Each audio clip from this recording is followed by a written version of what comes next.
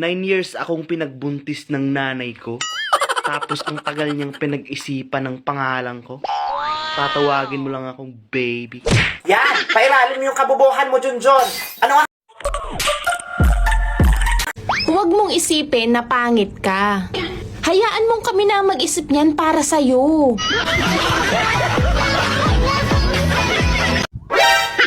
Alam nyo ba ang kakayahang mag-English ay hindi sukatan ng talino?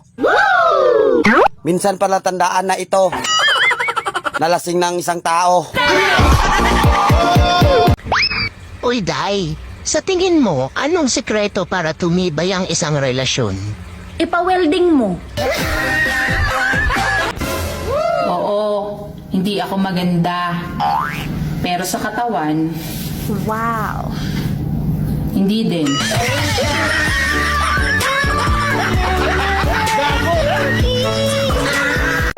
Kahit anong aliw mo sa sarili mo, kapag wala kang pera, manghihina ka talaga.